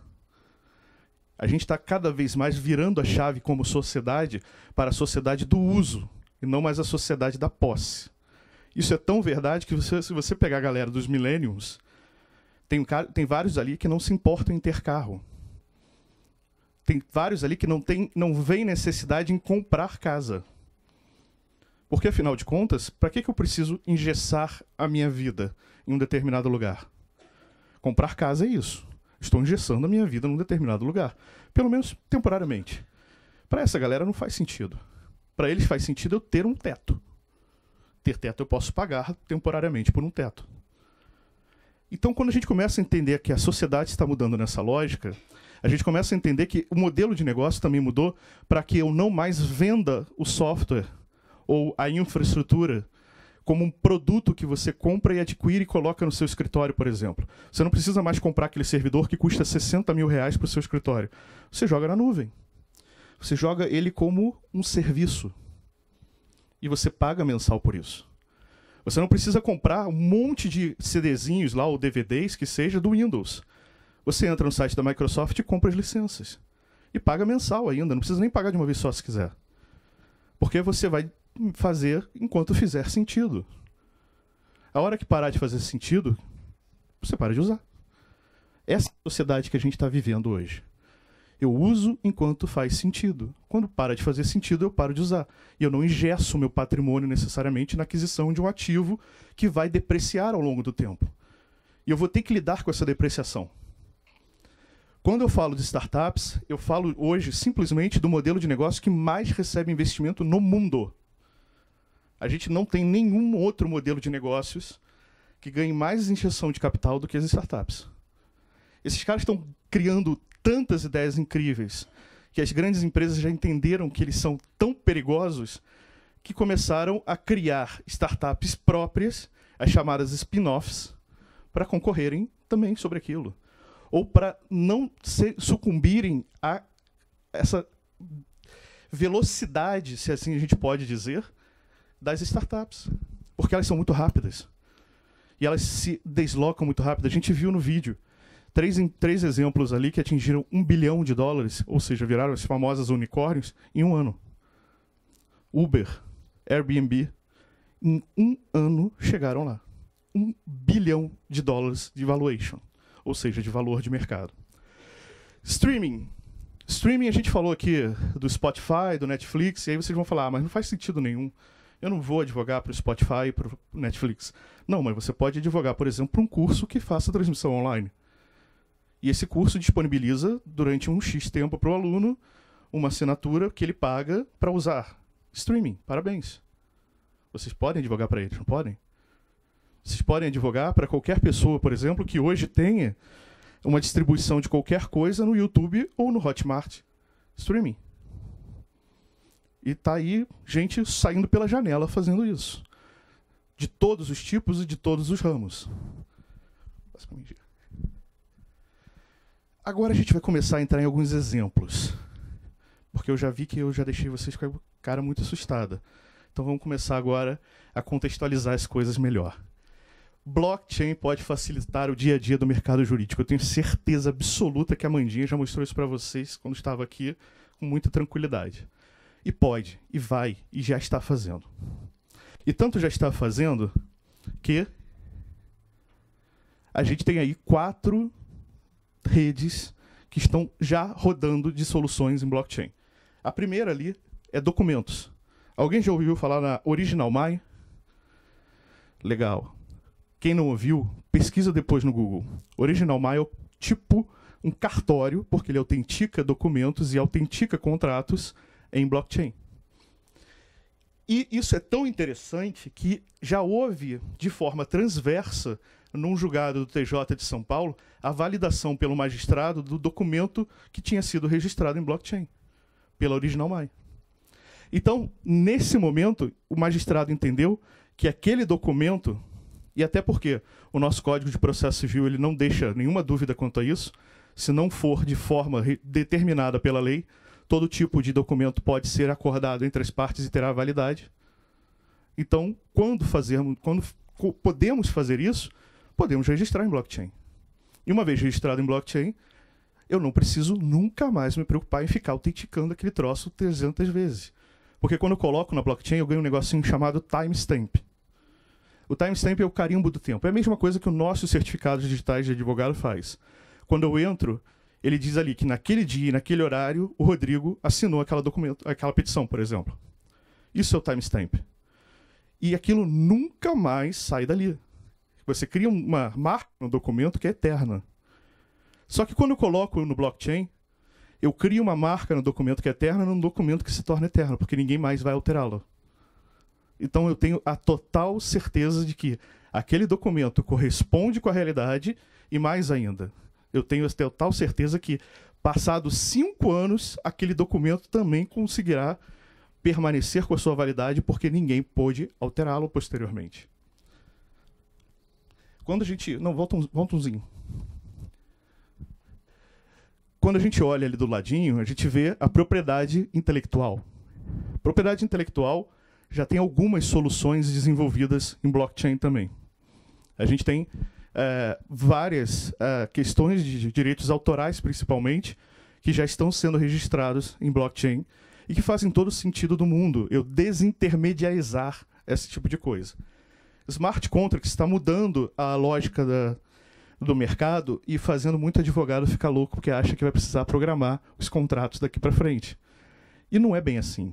Só que você vai precisar entender qual é a lógica que esse contrato vai ter que adotar agora no momento em que ele será programado. Porque uma programação de 20 linhas pode facilmente substituir 6, 7, 8, 10, 30 páginas. Depende do que eu estou fazendo. Então, quem vai continuar dando a lógica jurídica somos nós. Mas quem vai desenvolver vai ser o programador que vai estar ao nosso lado. E aí começamos a pensar também que, como a gente conversou outro dia em uma palestra que também estávamos dando, pode ser que a gente comece a ver agora a figura do programador legal. Que em vez de ser um programador que desenvolve qualquer outra coisa, ele vai ser um programador focado na área jurídica, para desenvolvimento de smart contracts. Ele vai manter a lógica de programação, mas aprender a ouvir melhor a nossa lógica jurídica, entender melhor isso. Por fim, ali a gente tem a parte de imóveis, de registro de imóveis. Que coisa mais burocrática e chata do que registro de imóveis? Você tem que levar para o cartório vai fazer aquela pesquisa, vai ver se vale, se tem, se pode, se alguém já é proprietário e tal. Tudo isso cabe muito bem no meio automatizado. Muito bem. Aliás, os cartórios, vocês já pararam para pensar por que existe cartório no mundo? É porque a gente não confia nos outros. Porque é sério, isso não tem a ver com a pessoalidade. Tem a ver porque a gente não confia no geral. Então, por eu não confiar necessariamente em uma pessoa que eu não conheço e que eu estou fazendo negócios, eu preciso de um intermediário que vai dizer que aquela pessoa é aquela pessoa, que aquela assinatura é aquela assinatura, que aquele documento é aquele documento. Falta de confiança. E vem a blockchain como uma confiança distribuída, como uma rede que distribui a confiança. Não precisa confiar em mim, confia na rede, porque todo mundo vai validar. E se um não validar, esse documento não passa, essa transação não ocorre. Então, eu estou distribuindo confiança. Isso é a lógica que Dubai está usando para, em 2020, botar toda a parte de imóveis na blockchain. Aí vocês falam, cara, Dubai, né? Dubai. Beleza, mas sabe qual é a diferença entre Dubai e aqui? Dinheiro e vontade, só. E dinheiro não é problema, tem sobrando no mercado. Tem muita gente com muito dinheiro querendo investir em boas ideias. O problema são as boas ideias. Porque ideia tem um monte, mas boa ideia, essa é difícil. Aquela que você olha... E também não é só a boa ideia, porque ideia vale R$10 o balde. É a boa ideia com a boa execução. Essa é a diferença. Então, se chegar alguém aqui e falar, cara, bom, Se Dubai fez, é porque a tecnologia existe e já dá para fazer. Vamos fazer aqui também? Vamos. Tá aqui o dinheiro. Faz. Pronto, acabou. O que a gente precisa enfrentar? A burocracia da máquina estatal brasileira. A gente vai ter que alterar leis? Certamente. Mas é possível de ser feito? É. Seria interessante? Eu acho que sim. Ganharia a sociedade? Ganharia todo mundo? Na minha ótica, com certeza. Para vocês entenderem que isso já está ocorrendo, eu trago um exemplo real do Ceará. A JUSEC, que é a Junta Comercial do Ceará, já entrou na rede blockchain. Você hoje registra um ato constitutivo na JUSEC pela rede blockchain. Você vai lá, entra com seu ato constitutivo num dos chamados birôs, esse birô digitaliza aquilo ali, coloca na rede blockchain, você autentica com a sua chave privada, ou seja, o seu certificado digital, e automaticamente ele está inserido na rede blockchain e nunca mais você vai pagar uma taxa para tirar uma segunda via. E nunca mais ninguém vai poder dizer que não tem acesso a determinada modificação de um ato constitutivo. Você não vai ter mais aquela prática que existe, que é correta, de, olha, me traz os seus atos constitutivos com a última alteração. Que é um saco isso, né? Consolidado, me traz o consolidado. Não vai mais precisar, porque eu vou entrar na rede blockchain com a minha chave e eu vou ver o que você autenticou lá e eu vou baixar aquela informação, porque aquela informação está acessível se eu tiver permissão para fazê-lo. Porque não necessariamente, porque está numa rede pública da blockchain, todo mundo mete a mão e faz, e pega, e tem acesso. Eu posso permissionar as pessoas. Eu posso dar acesso ou não. Para vocês acharem que eu não estou falando só da gringa, isso aqui é um mapa da blockchain, das blockchains do Brasil. Olha a quantidade de coisa que já está acontecendo em blockchain no Brasil. E detalhe, olha aquele quadradinho ali no cantinho. Jurídico e contábil. Aquilo ali são escritórios de advocacia e escritórios contábeis que já estão criando soluções, atendendo clientes que estão trabalhando com blockchain e que estão muito na vanguarda destas discussões. Se você olhar ali, não são só escritórios grandes, não, porque também existe esse estigma de que somente uma grande banca de advocacia conseguiria lidar com essas tecnologias. Não é. Tanto não é que ela é uma tecnologia extremamente acessível para qualquer pessoa em qualquer lugar do mundo. Passa para mim, por favor. Agora, a promessa sendo cumprida. Eu não falei para vocês que eu ia mostrar que o ODR já estava sendo praticado? Tá aí. Vocês já ouviram falar num tal de CNJ? Né? É pequenininho, mas ele faz relevância. Ele já está usando o sistema de mediação online para conflitos bancários. Aí vocês vão falar, começou ontem. Não dá para vocês verem, mas está ali, ó, 4/8/2016, essa matéria. Não começou ontem. O mundo não está mudando agora. O mundo já mudou. E faz todo sentido que cada um de nós saibamos como essas alterações estão mudando a nossa vida. Porque alguém advoga aqui para a área bancária? Alguém lida com isso? Porque se lida, você pode usar uma resolução do próprio CNJ para trabalhar com o DR. E isso funciona. Parlamento Europeu discute personalidade jurídica dos robôs. Isso é muito doido. Isso é muita futurologia. Será? Será que a gente não é interessante começarmos a criar uma terceira personalidade jurídica para começarmos a imputar os atos que forem feitos pelas máquinas, pelas inteligências artificiais? Não há aquela discussão que não leva a lugar nenhum de mas quem é? É o dono? É o cara que comprou? É a fábrica? É o programador? Isso não vai a lugar nenhum. Porque é a mesma coisa da teoria de você começar a imputar para a cadeia de produção de uma arma. O cara que matou, não, mas foi o cara que vendeu, não, mas foi a fábrica que fez a arma, não vai levar a lugar nenhum. Na verdade, o que a gente precisa é entender que, se eles estão ficando inteligentes, eles podem ser responsabilizados. Como eu vou responsabilizar, como eu vou punir, qual será a sanção, isso a gente vai discutir. Mas a primeira coisa é o que o Parlamento Europeu está fazendo, personalizando eles. Personalizando a tecnologia. A tecnologia não está avançando, a tecnologia não está chegando no patamar humano. Ok, personalizemos a tecnologia então. Façamos com que ela responda pelos próprios atos. Isso modifica completamente o direito. Isso modifica completamente as discussões que nós vamos travar no futuro. STF. Alguém conhece o Victor? Se vocês nunca ouviram falar no Victor, prazer, é a inteligência artificial do STF, que analisa agora os recursos todos os recursos extraordinários de vocês que estão chegando lá, neste momento, somente os com repercussão geral. Porque ele está aprendendo. Ele está sendo alimentado. Como qualquer inteligência artificial, você tem que imputar um monte de dados na base dele. E aí você começa a testar em pequenas coisas. Repercussão geral, dentro de uma lógica, ainda é pequeno para o STF. Só que agora, quando você coloca o seu recurso extraordinário, que tem algum elemento de repercussão geral, necessariamente, chegou lá e o Victor analisa. Aí você fala para mim, tá, mas qual é a implicação disso? Bom, vamos pensar. Alguém conhece aqui um juiz 100% imparcial? Não, porque ele é humano. E não existe ser humano 100% imparcial. Na teoria é lindo, na prática não existe. Só que a máquina é.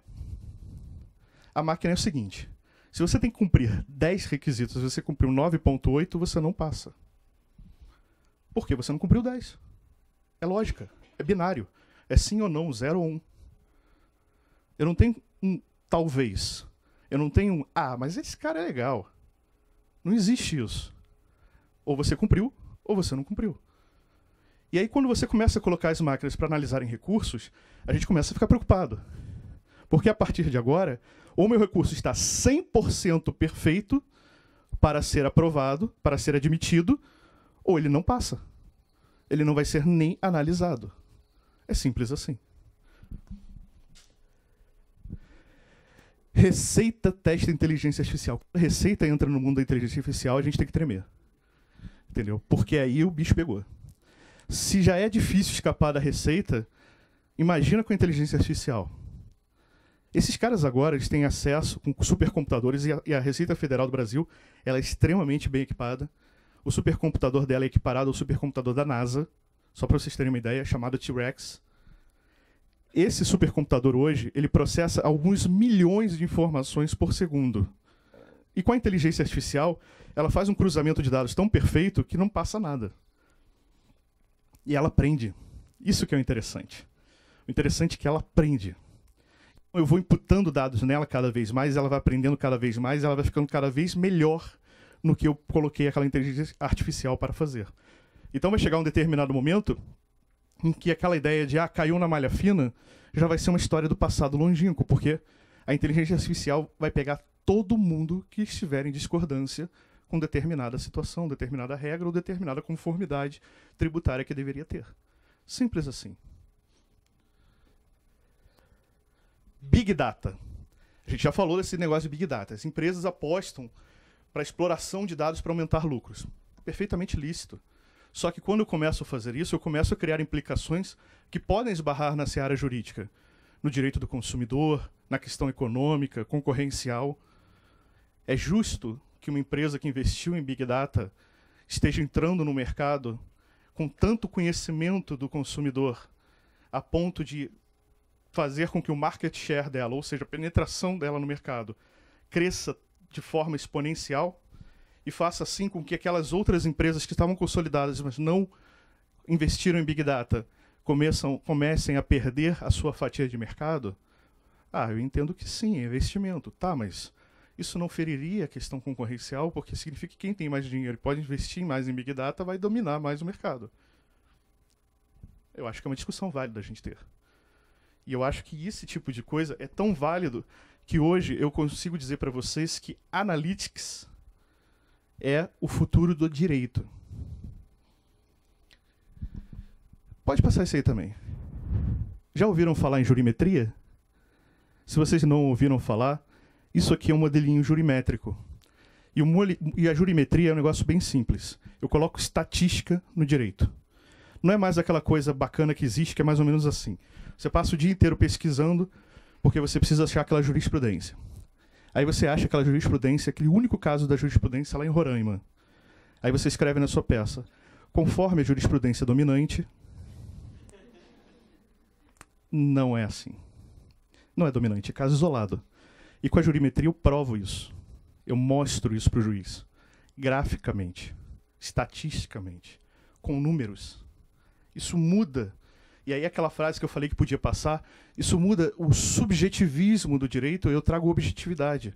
Quando eu chego para o meu cliente e falo, cara, olha só, o negócio é o seguinte, se você for entrar com uma petição lá no Rio de Janeiro, se tiver agravante, a sua chance de acordo sobe. Você pode chegar lá e conseguir chegar até 80%, dependendo do acordo que a gente fizer, e o seu ganho vai ser X. Se não tiver, ele vai descer um pouquinho, vai chegar a tanto.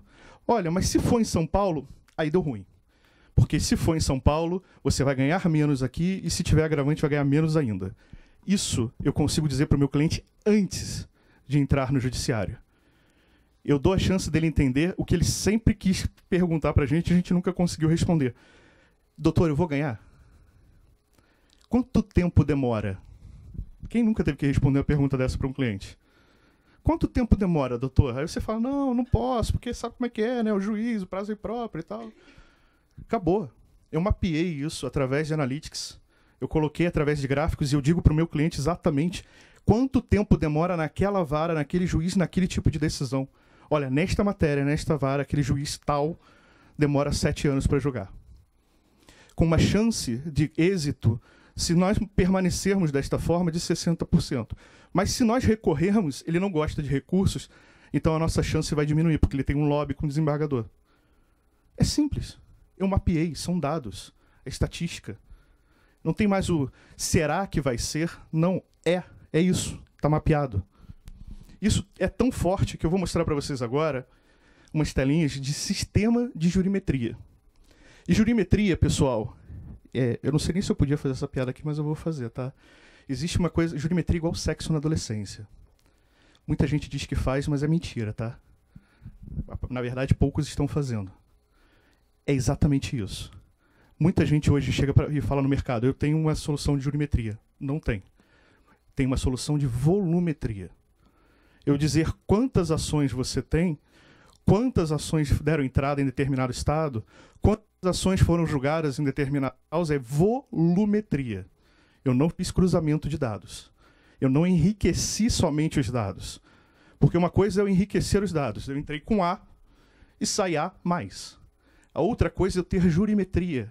Eu tenho um processinho, volta uma telinha, Gia. Ali, ó, lá no finalzinho. Eu ter machine learning. Machine learning significa que eu estou botando a máquina para aprender. Eu estou usando inteligência artificial para recomendação de estratégia. Quando eu tenho machine learning, significa que eu entrei com A e não só ele me trouxe A, mas ele falou, você já deu uma olhada em B? Porque nestes casos, C também tem chance de ganhar. Isso é verdadeiramente jurimetria. Aí volta para cá. O que é a jurimetria? É esse monte de informações ali. É eu analisar, por exemplo, histórico de processo, valor da causa, tempo médio de julgamento, percentual de sentenças procedentes, fazer com que os processos por partes sejam mapeados. Isso é jurimetria. Isso muda a regra do jogo. Isso muda a balança de poder dos escritórios. Eu mapear a justiça gratuita, processos, isso aí são telas que eu fui printando de um software para mostrar para vocês que grandes bancas hoje de advocacia têm esse software, estão tendo acesso a esse software.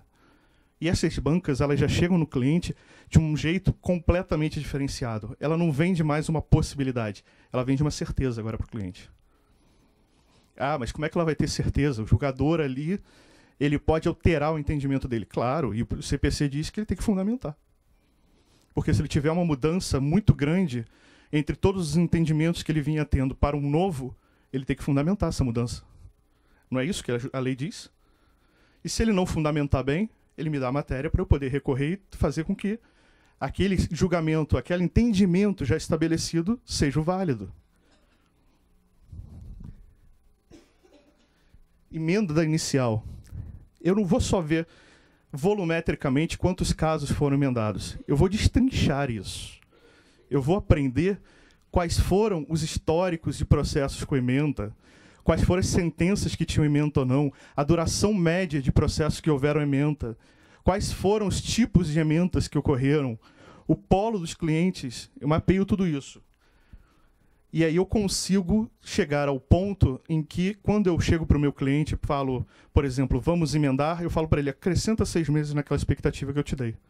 Porque a partir de agora, todos os processos que tiveram ementa, eles demoram 6 meses a mais do que aquela expectativa inicial. Eu não sei se eu posso te dar a palavra agora, mas vamos lá, faz a perguntazinha.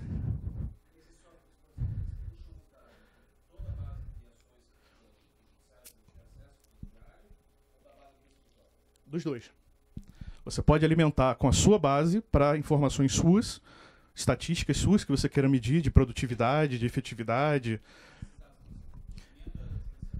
Dados públicos você pode acessar. Você puxa do judiciário. Na verdade, hoje em dia, puxar do judiciário é muito fácil. Os dados são públicos, você acessa. Mas aí é que entra a ferramenta. Ela vai classificar os dados através dos parâmetros que você pré-estabelece.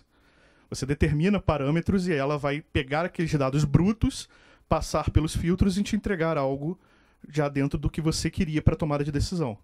Entendeu? Então, a questão da qualificação, a questão da classificação é uma prévia que você deu para ela, dizendo, eu quero que saia o dado X.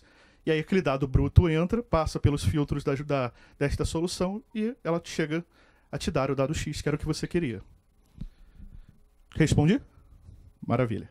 Vamos lá. Tudo isso que a gente está falando passa necessariamente por 2 aspectos. Segurança da informação e privacidade de dados. Não existe tecnologia que a gente não vai discutir necessariamente segurança da informação e privacidade de dados. Porque tudo está indo para a web. Mas se vocês prestarem atenção lá no nosso videozinho, tudo que vai para a web pode ser hackeado. E se tudo pode ser hackeado, eu tenho que saber como os dados estão sendo usados, para que eles estão sendo usados, qual é a finalidade e quais dados podem ser usados. Então eu preciso necessariamente de segurança e de privacidade, que a gente está cada vez discutindo mais. Ao fim e ao cabo, já na nossa reta final, o que vai acontecer? Haverá novas roupagens para velhos problemas jurídicos. Ou seja, nós vamos falar agora de herança digital. Você tem aquela conta que está bombando lá numa rede social, tem 1 milhão de seguidores. Isso é um ativo. Isso vale dinheiro. Quanto dinheiro? Não sei, mas vale dinheiro. Vale tanto dinheiro que tem um monte de empresas que pagam para pessoas com muitos seguidores, os chamados digital influencers, postarem. E é muito dinheiro.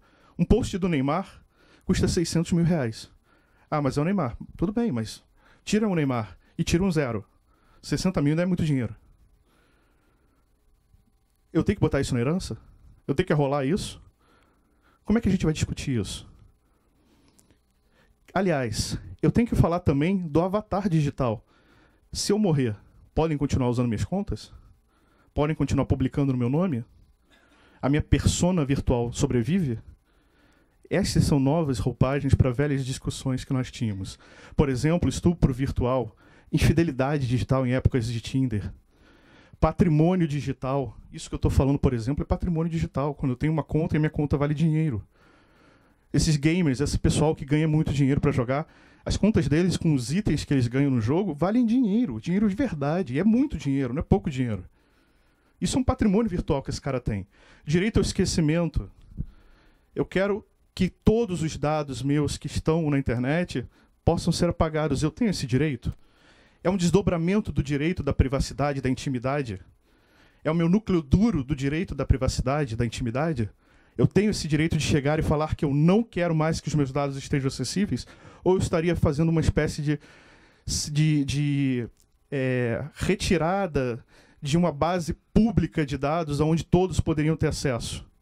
Eu tenho esse direito? E isso, por exemplo, foi muito discutido num caso que teve de uma ex-Big Brother, que ela queria ser retirada a citação dela. Ela não queria mais ser vinculada ao programa. Ela tinha esse direito de não mais aparecer na internet como fulana de tal ex-Big Brother? Isso tem várias teses que são discutidas. Tem gente que acha que sim, tem gente que acha que não. Direito à desconexão. Num mundo totalmente conectado, eu posso querer não estar conectado, isso tem que ser respeitado? O Estado tem que garantir esse meu direito de desconexão? Eu posso falar, eu quero me isolar e ninguém pode tirar uma foto minha e colocar na internet porque eu quero estar desconectado. Eu optei por estar desconectado. E também vamos ter novos problemas jurídicos. Personalidade jurídica de robôs. Definição de limites constitucionais para implemento de tecnologia corporal. Isso já vai bombar de discussões. Criamos um olho que agora enxerga 1 quilômetro com perfeição, inclusive tem visão noturna. Aí o cidadão fala, beleza, arranca o meu olho e põe esse aí. Pode ou não pode? Ah, mas é o meu corpo. Tá, mas o Estado pode permitir isso ou não pode? A gente vai começar a discutir isso em breve, porque esses implementos estão acontecendo cada vez mais. Vamos falar, por exemplo, de aquisição de propriedades por inteligência artificial. Elas não estão aprendendo tudo? Então por que elas não podem ganhar dinheiro na internet também? Por que elas não podem comprar bitcoins? Adquirir propriedade, patrimônio? E aí, quando ela adquire, de quem é? É a questão da selfie do macaco. Não sei se todos vocês sabem. Mas teve um determinado fotógrafo que posicionou uma câmera, entrou um macaquinho lá, roubou a câmera e tirou uma selfie. De quem é o direito daquela imagem? É do zoológico? É do fotógrafo? É do macaco? Só que macaco é coisa pra gente. Coisa não pode ter direito. E aí, como é que a gente fica com isso? Accountability de algoritmos. Quando a gente fala de algoritmos, a gente está falando, por exemplo, do cara que está desenhando o algoritmo que vai tomar a decisão de quem morre no carro autônomo. Eu vou ter que entender se esse cara está fazendo isso imbuído somente de técnica ou se ele está fazendo isso imbuído de preconceitos pessoais, por exemplo, para escolher quem é que ele quer matar. E eu tenho que fazer uma accountability daquele algoritmo, eu tenho que entender quem foi a pessoa que programou e qual foi a lógica que foi utilizada, porque ele pode estar ferindo um direito de alguém ao programar daquela forma, ao desenvolver aquele algoritmo daquela forma. Tributação e recolhimento previdenciário de robôs. Vocês já pararam para pensar que no mundo onde a gente está robotizando tudo, e a gente vive num sistema de previdenciário baseado na solidariedade, onde os mais novos recolhem para os atuais recolhem para as futuras gerações, e também são beneficiados para os das gerações anteriores. O robô não recolhe?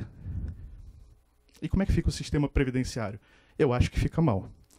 Então, com tudo isso que a gente está passando aqui, a gente vê que existem novas roupagens para velhos problemas jurídicos e novos problemas jurídicos que vão despontar também.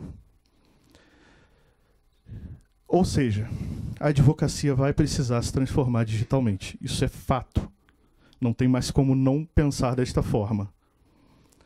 Por quê? Porque ao fazer isso e utilizar tecnologia, a gente ganha qualidade, velocidade, eficiência e diminui custo. Sempre. Mas sempre é interessante lembrar. A tecnologia é ferramenta, é meio. Ela só tem que servir para empoderar a gente, nunca para nos substituir. Muito obrigado pela atenção de vocês.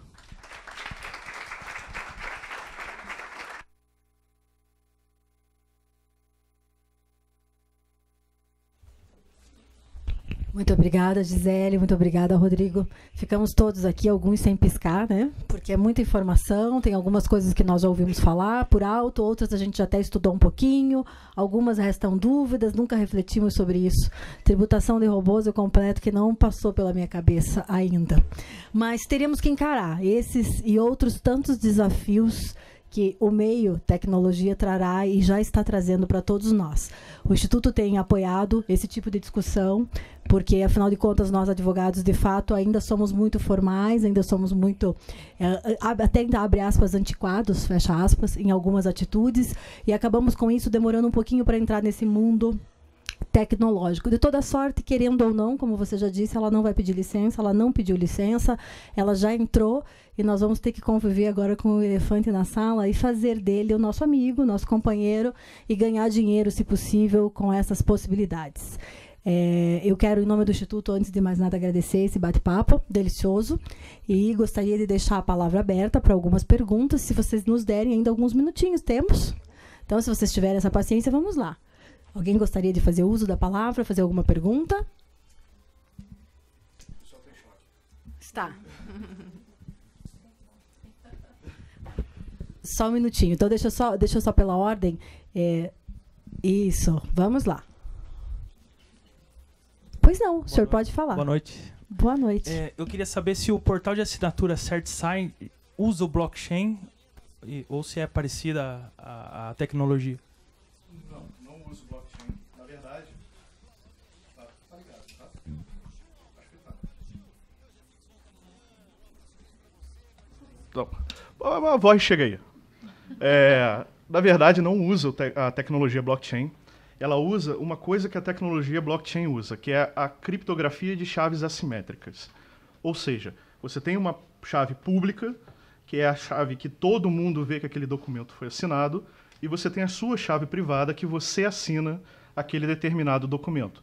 Então, o que o portal do CertSign ou do DocuSign, qualquer uma dessas certificadoras digitais usa, é a criptografia semelhante ao blockchain, mas ela não registra aquele dado no blockchain ainda.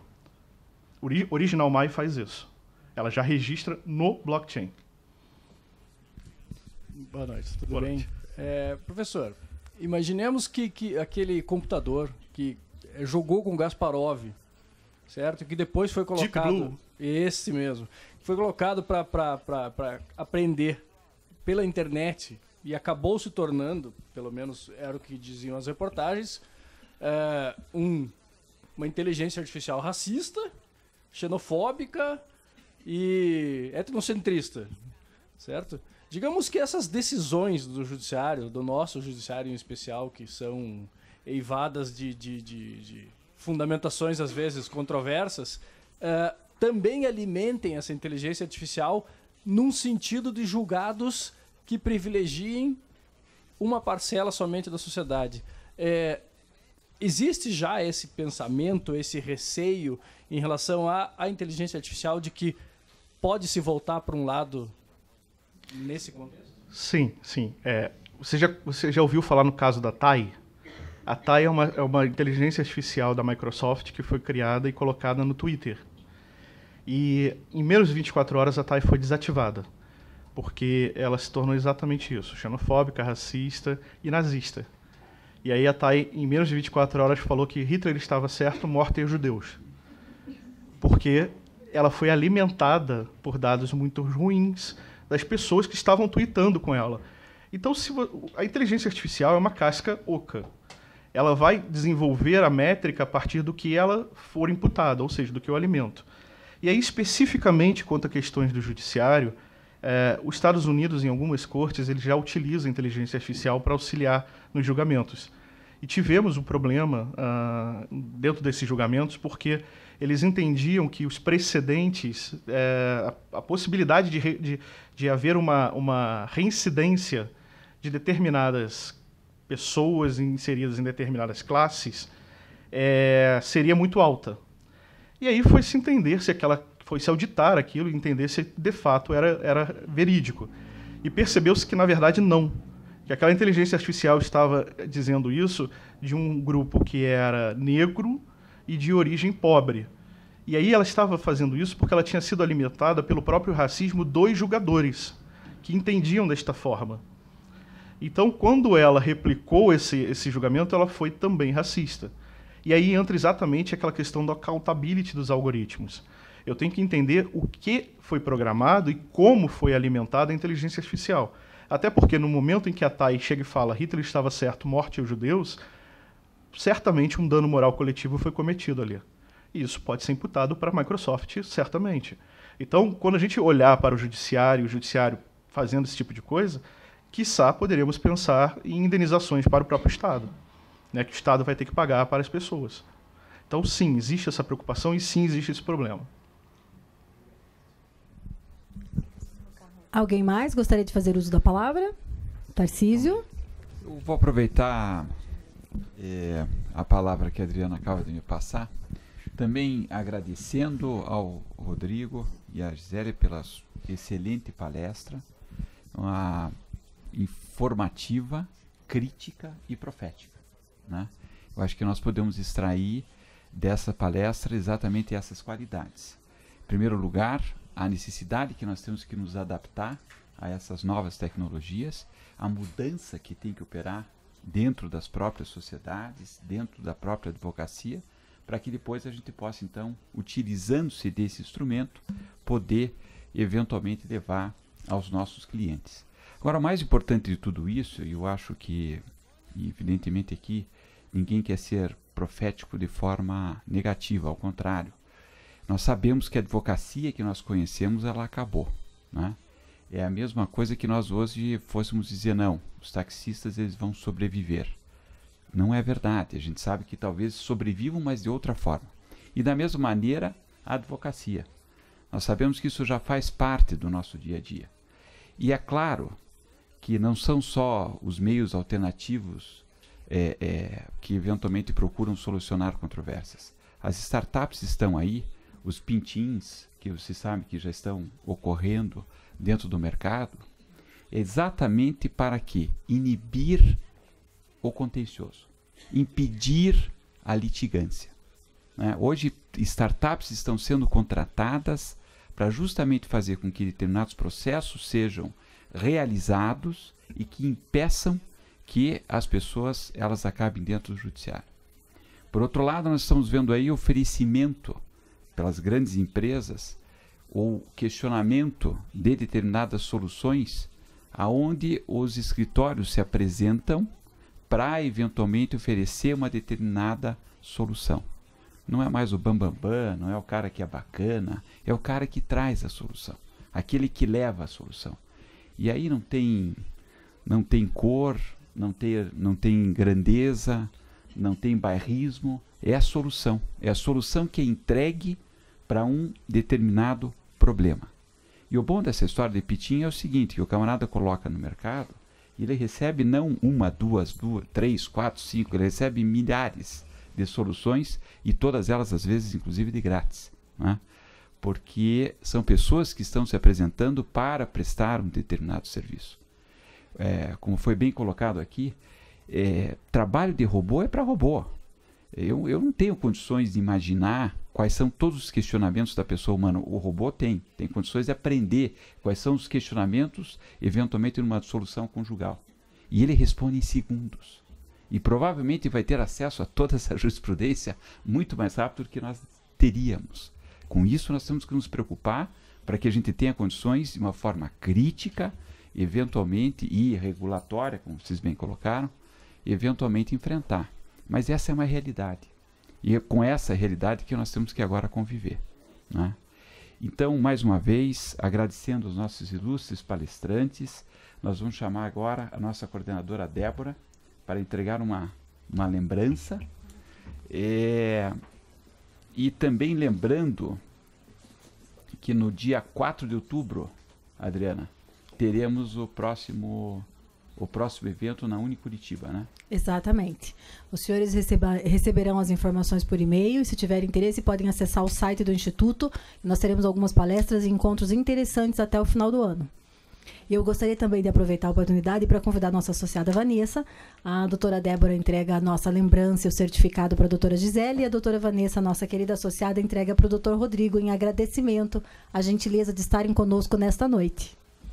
E vamos encerrar e agradecer com uma salva de palmas para todos os nossos convidados.